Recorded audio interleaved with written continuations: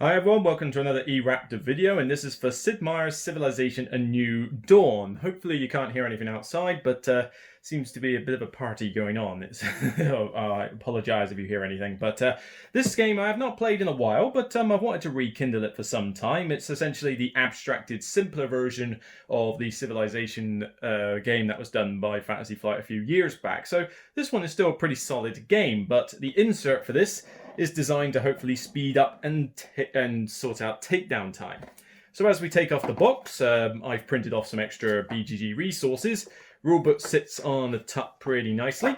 Now, the only thing to note is that because these were never folded tiles, which they really should have been, no insert is going to be able to hold these because, as you can see, they're longer than the actual box is. So even in the original thing, you had to put them pretty much diagonally. The insert is never going to be able to cater for that. So these essentially have to sit on top in a kind of a line like that.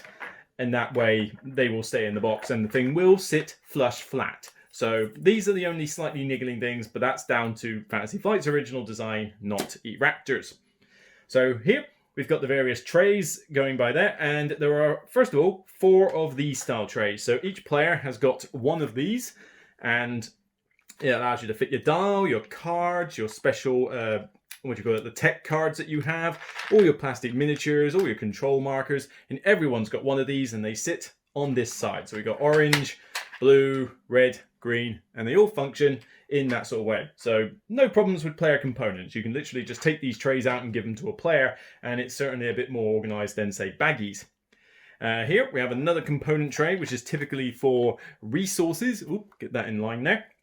And this holds, frankly, easy stuff. So you've got the combat dial, you've got basic goods, you've got the various like barbarian tokens, and then you've got the different luxury resource tokens in their own little cubby hold. So, I mean, they're held nice, and again, you can just take this out, stick it on the side of the board, and you're laughing. So, these ones I've already mentioned. So here, we now have a slightly bigger tray. And this is an interesting one because it's one giant piece, and I want to make certain, I'm going to take the player ones out first, so I can illustrate this a bit more. So, players have just gotten these. This is all one big tray. One big tray. Sits in there fine, no problems. And there we go, get that central. So here, the cards, I don't know if this will be good enough if they're sleeved, but frankly, there's not a lot of cards in this game. They're not used very often. I wouldn't necessarily say you need to sleeve them. But the small cards sit in these little trays like that. They do not sit flat. You essentially sort of put them in and they tilt. So they will be below the top of the wooden marker, but yes, you're not going to have a flat tray. This, on the other hand, you can just put the big marker in there and it has the civilization cards. No problem with those, so they just all sit in. Now, this one's a little bit more pretty much whatever you want to do because there's no instructions as to where things should go. But things like the water tiles, the specific wonder markers, the dice, the special places, they just go in here how you see fit, really. I find that this is the best way to do it, although you do have to do a little bit of forcing with the water markers because a hexagon doesn't necessarily go in a rectangular tray with ease. The thing I do quite like, though, is this part for holding the tiles, because the map tiles are all the same shape. They all look like that. And basically, they all stack in here as long as you put them in the same orientation in one big load, and they won't shuffle around.